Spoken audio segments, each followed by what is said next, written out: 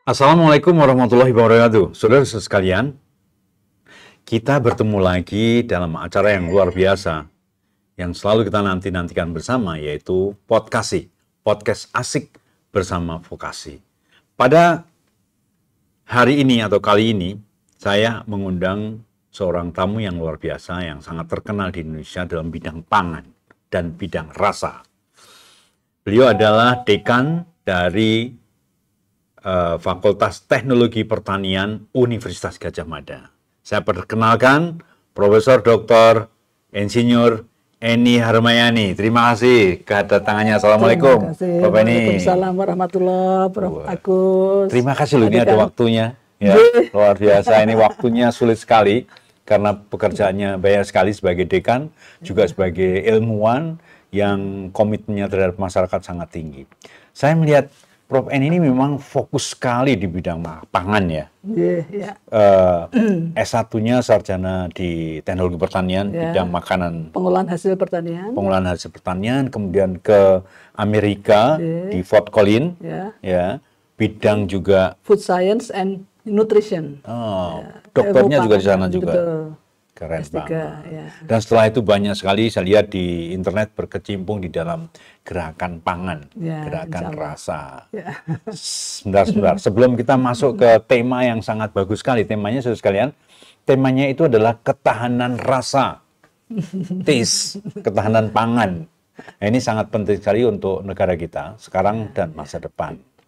Nah, kita akan tanya dulu kepada beliau. Kok bisa senang masalah makanan itu gimana? Apa memang saya kecil suka makan? Kita semua suka makan ya. Gimana ini ceritanya kok sampai di sini? Jadi terima kasih Pak Dekan. Saya ini kuliah di S1 ya, atau program sarjana di Fakultas Teknologi Pertanian UGM. Itu kan memang bidangnya atau jurusannya kalau zaman dulu itu adalah teknologi hasil pertanian. Teknologi hasil pertanian. Di situ kan juga banyak terkait dengan pangan ya, karena memang pengolahan hasil pertanian terutama pangan siap. Kemudian lanjut saat itu saya lulus tahun 86 Februari, kemudian 87 lanjut ke Amerika, ke Colorado State University ya. Funding by American. Funding by World Bank waktu itu. Musia. Ya. Lanjut kemudian untuk master dan PhD. Berarti kira-kira 6 tahun 7 tahun ya? Saya 5 tahun setengah untuk master sekali. Dan PhD ya. Jadi yang lainnya cuma baru PhD, ini sudah dua-duanya. Sudah dua-duanya ya. Lulus dari situ saya kira saya sangat tertarik karena memang pangan ini kan kebutuhan dasar manusia dan Indonesia itu kaya sekali akan ragam pangan atau makanan khas Indonesia sendiri. Dan itu belum digali. Kalau kita belajar teknologi pangan, itu referensinya dari luar kan. Bagaimana membuat cheese, bagaimana membuat sosis, teknologi. Tetapi tentang teknologi pangan, misalnya membuat lemper, membuat tempe, itu sekarang juga menjadi pengetahuan dunia. Orang apresiasi sekali dengan teknologi pengolahan tempe, misalnya bagaimana fermentasi tempe itu diakui dunia. Ya, kemudian rendang itu menjadi makanan the best dunia itu rendang. Ya, CNN itu kan makanan terenak di dunia. Sate, rendang, soto. Nah, itu kan belum dipelajari. Nah, ini yang menjadi akar budaya kita justru ya. Tapi saya tanya, mesti Prof. Eni itu resah ya, karena mungkin sebagian besar tuh anak-anak kita sudah tidak suka lagi atau gimana gitu loh. Betul. Gimana itu ceritanya? Betul. Jadi saat ini kan gempuran dari makanan-makanan luar ke Indonesia, karena Indonesia ini merupakan pasar yang luar biasa. Dan kita itu seneng ya dengan barang-barang luar itu. Sehingga gempuran pangan dari luar, misalnya makanan Korea, makanan Jepang, itu untuk anak-anak muda lebih familiar dibandingkan dengan makanan-makanan khas Indonesia. Lidahnya bisa nerima langsung karena sejak kecil kayak gitu dia gitu. Tapi sebenarnya tadi kedaulatan rasa tadi ya. Jadi kita ini sudah dijajah oleh Sampai rasa pun dijajah impor, ya. Sampai rasa pun dijajah. Wah, keren. Makanan impor sehingga lebih familiar itu daripada makanan kita. Nah, ini yang saya menantang generasi muda untuk mengembalikan kedaulatan rasa kita. Prof Eni itu terkenal sebagai profesor pangan atau profesor rasa itu ya. Ini gimana kok bisa sampai di situ sebetulnya? Itu apa memang dorongan dari dalam atau karena belajar terus kemudian ke sana itu gimana? Ya, jadi keprihatinan kami ya, perhatian saya terhadap masih rendahnya ketahanan pangan kita termasuk ya. Kita ini kan ketahanan pangan Indonesia itu masih ada indeksnya ya, itu kita tahun 2022 atau 2023 itu 63 dari 113 negara. Ketahanan pangan ketahanan kita. Pangannya nomor 63. Nomor 63 dari 113 kan masih dari itu voluminal berarti. Iya, ya. Dan itu ada indikatornya ada affordability atau accessibility, kemudian availability, kemudian juga quality and safety. Nah, kita yang affordability, accessibility itu masih skornya 80 ya. Ada gitu, masih bisa terjangkau. Masih terjangkau, ada terakses ya. Tapi availability ini rendah kita. Jadi 50 mungkin karena kita impor, banyak sekali impor. Sehingga kan tergantung ya, ketahanannya rendah. Itu ya availability-nya. Nah, kemudian juga quality and safety itu masih rendah juga. Nah, ini yang perlu kita improve. Padahal keberadaan kita itu kan banyak negara biodiversity Indonesia itu nomor 2 setelah Brasil, tetapi kalau plus marine kita nomor satu. Nomor satu jelas. Nomor satu lah, itu kan sumber pangan lokal yang melimpah, yang luar biasa. Nah, kenapa kita tidak bisa sejahtera dengan itu? Ya. Waduh, ini tantangan untuk kita semua, saudara sekalian. Karena ini masalah makan. Kalau itu tiba-tiba berubah dan tidak ada, affordability-nya ada, tapi availability-nya rendah. Kemudian kualitasnya jelek, kita akan change ya, kita akan berubah mencari yang lain, padahal kita tidak punya dasar, akhirnya semua import gitu ya. Betul. Nah, ini yang perlu dimulai gitu ya. Memang kan gempuran tadi makanan impor itu, padahal makanan-makanan luar itu sebenarnya kalau ada penelitian kami itu sebenarnya nggak begitu saja bisa diterima oleh masyarakat kita. Kalau saya berani bilang kurang sehat deh. Kayak misalnya makanan yang cuma nasi sama ayam gitu misalnya. Toh enggak pakai sayur-sayurnya cuma kubis gitu kan sebetulnya. Padahal kan tradisional kita itu sebenarnya misalnya luar biasa kita kalau dulu zaman kecil ya ada perayaan Selapanan itu kan pakai tumpeng ini Gunungan, ya. Ada gudangan, ada telur, ada sayuran macam-macam. Ada tempe, ada tahu. Itu udah komplit itu ya? Udah komplit itu. Dan makan bersama, nggak undang-undang. Itu kan juga hubungan antar person, antar tetangga, antar anak-anak itu kan jadi empatinya muncul. Itu ada kaitan dengan budaya. Luar biasa. Betul. Ya. Nah, ya kita udah kenal nih. Tapi alhamdulillah ya kita ketemu sama profesor yang benar-benar fokusin masalah pangan. Mudah-mudahan ini terus bisa berjalan dengan baik. Nah, sekarang saya akan tanya secara konkret tentang Indonesia. Tadi udah singgung sedikit. Kondisi pangan kita itu gimana sih, Prof? Selain diserang itu, kita sebetulnya kayak apa? Gitu? Ya, kalau kita boleh jujur. Jujur, di sini jujur aja. Forum akademik masih jauh ya dari ideal ya. Maksudnya, contoh misalkan kan gandum kita impornya 10 juta ton per tahun, kemudian juga kedelai 2,6 sekian ton per tahun. Kemudian beras juga masih impor. Kemudian jagung juga kadang-kadang impor. Dan yang lain-lain ingredient pangan untuk industri itu juga kebanyakan impor. Sehingga kalau tidak dimulai dengan kita hulu hilir ya, kita kembangkan sendiri melalui tadi pangan lokal kita, siapa yang akan mengembangkan? Kemudian dimulai dari kita kan, mungkin memang sekarang tidak bisa bersaing dalam segi harga, selalu seperti itu, karena mereka kan sudah disediakan dalam jumlah besar ya, mereka pengusahaannya itu sudah efisien. Tetapi kalau tidak kita mulai, nanti ada sesuatu, misalkan ada tadi perang, atau pandemi, atau konflik geopolitik, atau climate change, Itu sangat berbahaya banget sangat berbahaya sekali. Karena datangnya tiba-tiba bisa langsung sek gitu. Ya, kedaulatan pangan kita ya, kalau kemandirian pangan dan kedaulatan pangan, ketahanan pangan itu kan yang penting ada. Entah itu impor atau dari manapun, yang penting ada. Tapi kalau kemandirian pangan itu kita mengusahakan sendiri.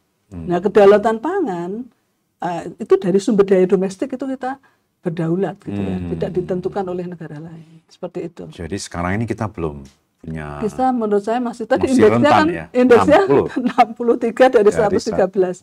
Masih rentan. Oleh karena itu memang penting sekali untuk memperhatikan pangan ini. Ya.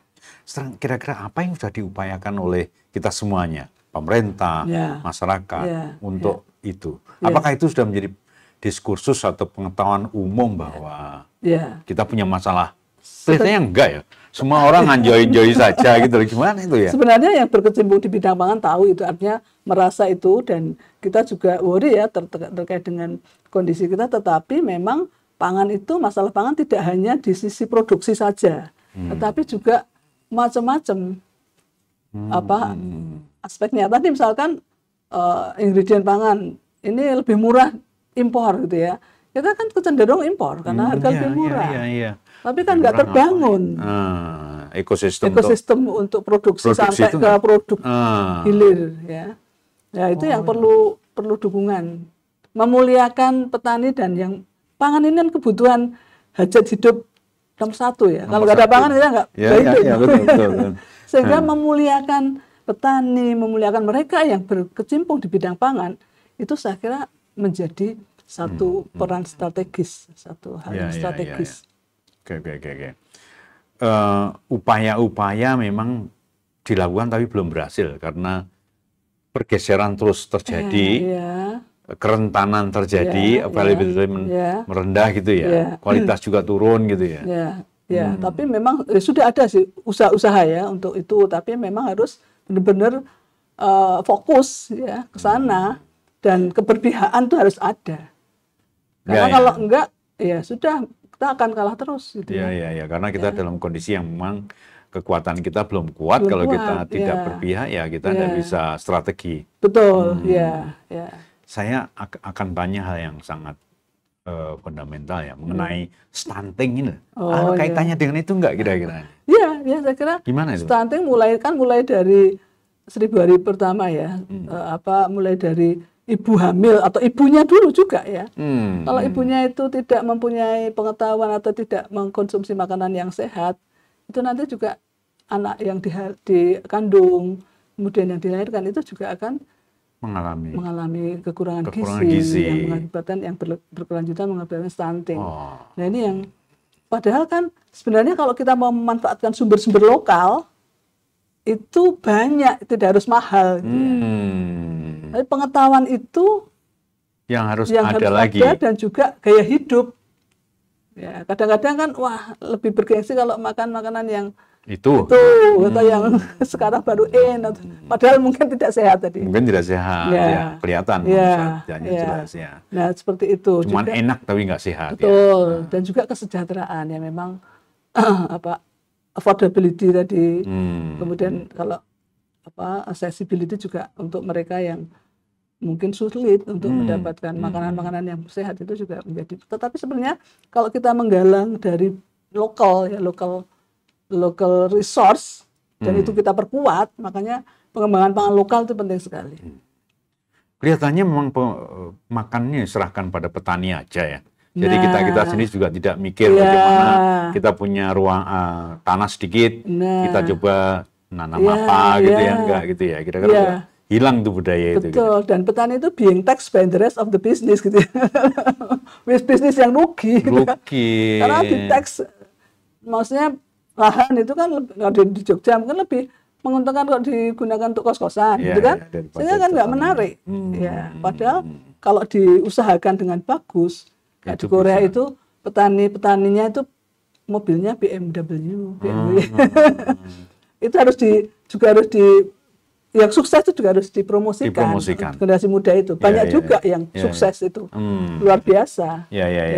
Petani-petani modern itu smart harus smart farming ya, dengan teknologi. Nah ini vokasi teknologi ini harus terintegrasi. Terintegrasi. Ya. Siap. Bu Maya, Prof Maya, ini saya di depan kita ini ada macam-macam ini ya. Hasil karya Bu Maya. Dan saya lihat di penghargaan Prof Maya itu dapat penghargaan banyak sekali ya. Paten terbaik UGM juga tahun sekian itu, kemudian juga dari negara, dari luar negeri, luar biasa. Nah, untuk menghadapi keresahan tadi, concern terhadap perhatian terhadap pangan tadi, saya melihat Prof Maya sudah membuat sesuatu nih, banyak hal ini. Mohon diceritakan dulu nih produk-produknya ini. Ya, jadi saya tahun 2012 ya, atau 2013 itu dapat penghargaan dari Presiden untuk Adikarya Pangan Nusantara. Apa itu? Itu penghargaan untuk ini peneliti yang concern terhadap pangan lokal. Gitu. Dulu dia diserahkan langsung oleh Presiden. Tapi belakangan nggak terus lagi. Mungkin nggak ada lagi mungkin sekarang. Nggak tahu artinya ya. Nah, concern berarti kan perhatian terhadap itu melemah. Nah, saya karena itu 2013 sekarang nggak ada, belum ada berita lagi. Oh. 2013 kemudian tahun-tahun berikutnya masih ada sampai mungkin 5 tahun ya. Karena UGM banyak yang dapat. Oh gitu ya. Prof Mary Astuti, Prof Endang Sustriwati Rahayu, kemudian Bu Siti Subadia pernah dapat itu. Peneliti-peneliti yang concern benar-benar ke itu. Tekun ya itu. Nah, saya meneliti tentang umbi-umbian. Nah, ini adalah produk umbi-umbian ini contohnya ini dari ini non terigu. Ini cookies dari umbi Garut ya, tepung Garut. Erorut. Ini luar biasa sekali kalau kita lihat itu indeks glisemiknya rendah. Jadi untuk penderita diabetes, untuk ini aman. Dan kami juga menambahkan glukomanan porang ini dari tepung porang. Iya, tadi pohon porang-porang itu. Umbi porang ya. Ini kemudian diekstrak glukomanannya ini kita tambahkan di sini sebagai serat pangan. Jadi makan ini itu serat pangannya sudah terpenuhi gitu ya. Tapi mungkin orang kan yang penting enak gitu ya, enggak kesehatan nomor berapa. Tapi sekarang anak-anak muda itu juga concern terhadap kesehatan oleh karena itu. Mulai dia ngelihat. Iya. Jadi ini serat pangannya sudah terpenuhi. Kebutuhan serat untuk kita meskipun sayur-sayuran banyak di Indonesia ini negara tropis, tapi ternyata konsumsi serat itu masih rendah, belum memenuhi anjuran kecukupan gizi. Bisa dimengerti anak-anak muda juga makan sayurnya jarang banget, seminggu pun sekali. Betul. Oke. Terus produk yang lain. Kemudian ini jadi ini kan saya masukkan ke ini dari Erorut ya, dari Garut, umbi Garut itu. Kemudian ini coklat ini mungkin sudah ya ini sudah pernah nyoba saya. Iya, ditambahkan glukomanan porang supaya dia tetap mempunyai ketahanan terhadap suhu tinggi. Artinya di negara tropis tidak meleleh. Gitu dan juga ada serat pangannya. Maya Cok itu Maya. Arifin Yayu. Yang meneliti bersama. Kemudian ini mie shirataki kering ya. Ini dari glukomanan porang ini ya low kalori. Low kalori untuk mau weight management atau yang diabetes itu bisa dikonsumsi ya. Makan mie itu jangan takut kalau gemuk ya. Keren. Kalorinya rendah. Ini semua sudah dijual di pasaran. Ini sudah dijual. Kalau ini belum, ini baru kita kembangkan. Ya. Di pasaran kita bisa cari. Sudah ya di outlet di UGM ya. Kemudian nah buku ini Prof Murdia Tigajito bersama kami saya itu perhatian ya terhadap semakin hilangnya pengetahuan tentang makanan khas Indonesia. Nah, kami membuat diangkat satu. Ini contoh ini minuman khas Indonesia ya. Wah, seluruh minuman khas ada sekian ratus. Belum semua mestinya. Belum semua ya. So far ya. Sampai, sekian ratus itu kalau kita tiap hari minum satu aja belum kemput itu. Nah ini bisa inovasi sebenarnya untuk inovasi minuman-minuman yang ini kan sumber mutiara yang. Nah ini minuman seluruh Indonesia dari seluruh daerah. Kemudian juga lauk pauk. Ini nanti kita launching tanggal 24 Agustus. Lauk pauk. Semuanya. Jadi lauk pauk, ada makanan pokok. Nah, ini contoh aja. Ragam lauk pauk Kalimantan, Sulawesi. Bisa dibayangkan ya. Banyak sekali kekayaan Indonesia dan itulah kekayaan kita, itulah identitas bangsa. Dan itu memang karena dia evolutif perkembangannya, cocok sebetulnya masyarakat itu cocok ya. Ke kesehatan juga bagus gitu. Betul. Karena perkembangan evolutif ya. Ya. Kemudian ini dari Bali, NTB, Papua, Maluku, kita kelompok-kelompokkan. Lauk pauk juga itu? Iya, lauk pauk juga. Lauk pauk saja banyak banget ragamnya, ribuan. Ya, kemudian ini Sumatera. Sumatera itu ada dua jilid ini. Sumatera Utara, Minangkabau dan seterusnya. Nah ini saya kira juga sangat bermanfaat. Kita nggak tahu kan? Nggak tahu. Kalau nggak ada dokumentasi ini. Iya, kalau kita nggak disadarkan tuh ya lauk pauk itu itulah gitu ya. Iya. Padahal kayak gitu. Banyak banget, dan nanti kalau diklaim oleh negara lain, kita baru jenggotnya kebakar. Wah ini. Ya, kita sudah ada dokumentasinya, nggak bisa diklaim. Ini ada dokumentasinya. Iya. Salah satu cara kita untuk preserve untuk generasi berikutnya itu, dan juga nanti kita launching tadi kedaulatan rasa itu untuk menyambut ulang tahun kemerdekaan RI. Nah sekarang saya ingin masuk ke kedaulatan rasa. Mau diterangkan ini, rasa kita, rasa orang-orang Indonesia Timur, Indonesia Barat, dan luar negeri itu beda ya mestinya ya. Tapi kemudian kita perang rasa gitu ya. Gimana itu kalau maksudnya kedaulatan rasa itu? Iya. Ya, jadi sebenarnya makanan itu universal ya. Universal. Jadi orang itu mungkin dengan makanan itu bisa juga sebagai gastrodiplomasi gitu ya. Orang kan seneng ya dengan makanan. Yang baru, yang menarik gitu ya. Kalau kita jogging, kita goes itu yang paling menyenangkan apa? Pas berhenti makan. Nyotonya apa? Nyotonya itu paling menyenangkan. Nah, sehingga makanan ini universal, dan tetapi tiap-tiap daerah mempunyai makanan khas, ya kan? Dan Indonesia ini karena biodiversity kita luar biasa. Tentu saja itu dapur tradisionalnya juga banyak. Berkembang dari itu semua yang ada di Indonesia. Nah, kemudian juga teknik-teknik kuliner juga berkembang ya. Di berbagai daerah itu beda-beda. Kenapa kok kalah nih sama makanan asing-asing banyak sekali?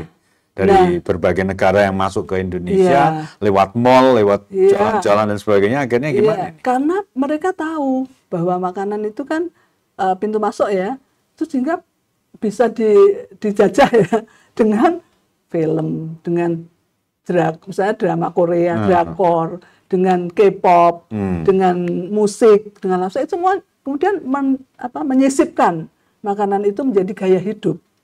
Jadi dan itu diadopsi oleh anak-anak muda. Kalau nggak makan ini, kan lebih kenal makanan Korea daripada kurang keren.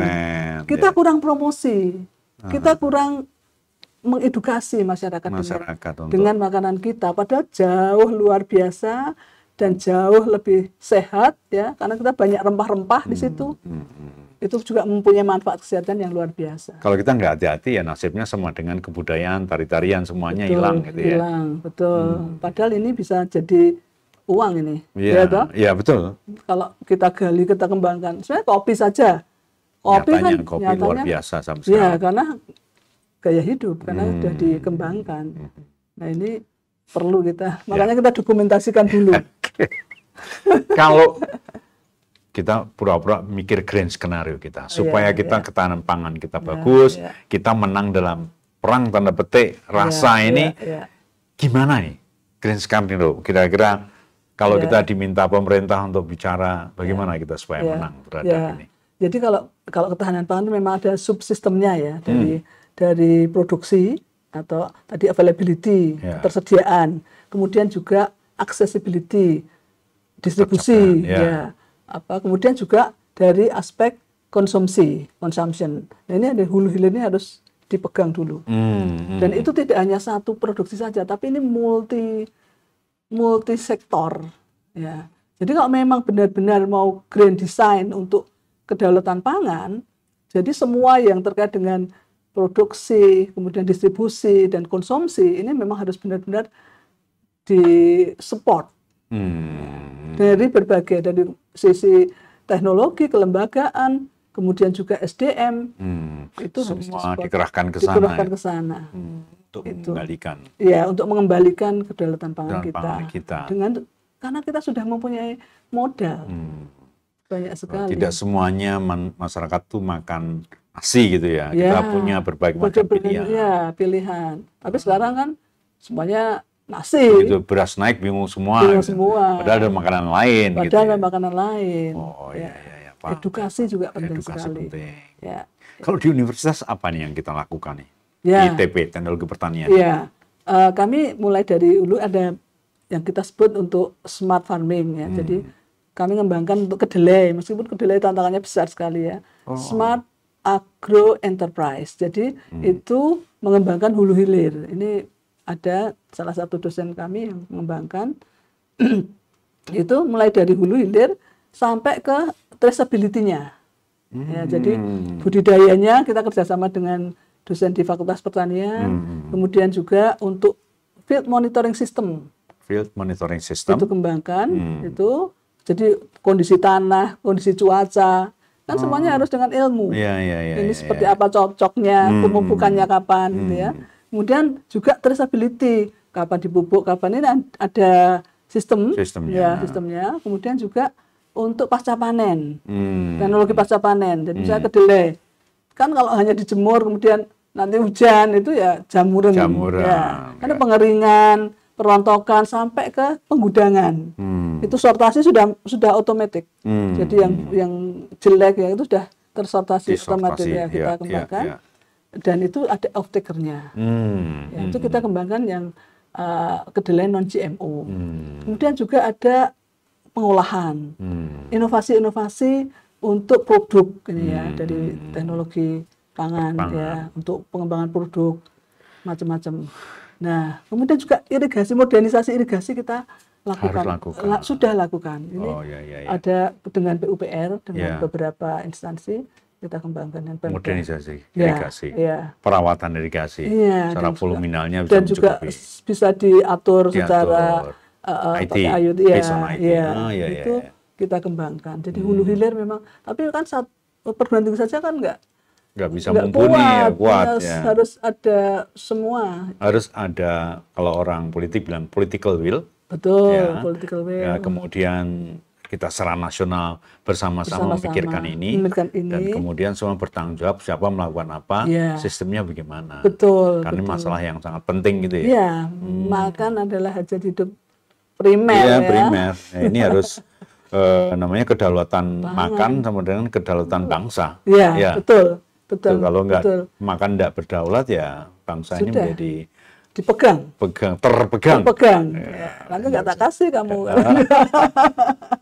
Wah, ini luar biasa. Nah, sekarang ini kita segmen sebelum terakhir. Di UGM ini ada teknologi pertanian tempat Prof Maya dan juga ada sekolah vokasi PPA, pengembangan produk agro, yang itu adalah anak didiknya Prof Maya dulu. Saya lihat dia mengikuti jalurnya itu ya, buat produk ini, produk coklat macam-macam juga dia, dan selalu bersemangat. Kemarin dia melakukan lustrum pertama 5 tahun, dan saya lihat produk-produknya sudah ditampilkan, hampir sama mengikuti. Enak, bagus, mengikuti gurunya itu ya. Iya, lebih enak. Karena saya tuh kalau saya enak semua, jadi saya bisa menilai. Nah, gimana ini combining antara ilmu pengetahuan tempat Prof Maya dan juga teman-teman yang di sekolah vokasi yang spesial ke produk pangan ini, agroindustri ini? Iya. Saya kira tadi ya integrasi antara teknologi ya kan dengan pendidikan vokasi, dengan keterampilan itu memang sangat-sangat diperlukan. Ya, jadi itu untuk apa? Untuk efisiensi produksi, ya kan? Teknologinya ada, tapi kalau yang melaksanakan atau di lapangan nggak tahu atau kurang memahami kan tidak efisien. Akhirnya mahal, nggak ada yang beli. Jadi bumerang akhirnya. Dan kombinasi teknologi dengan pengembangan teknologi atau inovasi teknologi dengan pendidikan vokasi ini nanti bisa bergulir semakin bagus ya. Nah, karena kan di lapangan bagaimana itu kan dari pendidikan vokasi. Ya kan? Kemudian juga untuk misalnya untuk produksi tadi teknologi pertanian, kemudian juga untuk pengolahan pangan. Ya, tadi ada pengembangan produk tadi. Kemudian juga untuk inovasi-inovasi dan sustainability. Nah, ini harus sustain sekarang itu produksi, tetapi juga harus memikirkan bagaimana sustainability, keberlanjutannya, lingkungan dan itu. sebagainya. Itu sekarang sudah menjadi isu ya. Ya. Jadi sustainability untuk dirinya sendiri maupun untuk lingkungannya, gitu. Jadi teknologi dan kita harus saling mengisi, mengakselerasi prosesnya. Prosesnya kita akselerasi. Itu kan kalau inovasi-inovasi pasti dari input dari lapangan ya. Betul ya, masalah-masalah. Bagaimana ini misalnya pemanfaatannya gitu kan? Itu generasi satu. Demikian juga kita yang sistem kita mengembangkan atau fakultas mengembangkan sistem SIPASI ya, sistem pengelolaan irigasi secara IT ya. Itu juga ada, jadi generasi 1, generasi 2 semakin, karena di lapangan nanti ini kurang, ada yang harus diperbaiki, itu dengan generasi berikutnya. Itu kan dari pendidikan vokasi inputnya. Dari teknik sipil, irigasi maupun dari PPA, tapi yang nanti mengurusi teknologi pendukung. Keren. Saya kira integrasi itu sangat-sangat kita diperlukan. lakukan. Nanti kita perbanyak mahasiswanya, karena saya lihat ini adalah perlu tenaga banyak ini ya. Perlu orang yang dan banyak. Dan untuk mewujudkan ya kan. Tadi inovasi tadi bagaimana bisa dikembangkan kan vokasi. Betul. Nanti yang mengembangkan teknologi, alat-alatnya. Iya kan vokasi. Betul. Sehingga lebih cepat itu. Lebih cepat, efisien, cepat, baik. Betul. Pengolahannya baik itu hulu, hilir ya, maupun distribusi logistik banyak sekali itu. Dan pangan itu lebih masif daripada energi. Daripada bensin ya. Lebih sederhana bensin. Kalau pangan tuh masif betul. Dan itu juga ada aspek budaya, aspek lifestyle. Wah ini luar biasa itu ini. Integrasinya bisa banyak. Sudah sekalian, kita sekarang sudah terkuak sekarang ini lebar bahwa kita tahu bahwa masalah pangan itu luar biasa kompleksnya, tapi juga luar biasa signifikannya dalam menentukan kelangsungan bangsa kita. Dan kita bersyukur Prof. Eni ini masih terus teguh dalam memperjuangkan pangan ini. Mudah-mudahan banyak sekali mahasiswanya S2, S3 maupun S1 yang ikut membantu baik di program akademik maupun program vokasi ini. Ini luar biasa. Prof. Eni ini tinggal pesan-pesan terakhir pesan-pesan untuk kita semua, untuk mahasiswa, untuk rakyat Indonesia tentang pangan. Mohon beberapa pesan yang kita perlukan. Saya kira pangan ini merupakan hal yang sangat-sangat penting ya bagi kita, bagi kehidupan kita. Dan tadi pangan lokal, kemudian juga makanan khas tradisional Indonesia ini perlu kita lestarikan, perlu kita promosikan. Karena apa? Karena mempromosikan atau menghargai makanan tradisional ini adalah menghargai karya-karya petani ya, dan juga menghargai identitas kita, kemudian menghubungkan antara masa lalu dan masa kini. Wah, iya. Iya kan? Iya, betul. Kalau enggak, kita tercerabut historis dan makanan kita ya. Akarnya. Dan itu juga identitas bangsa. Jadi kita bisa, menurut saya, mari kita mensejahterakan masyarakat ini melalui pangan.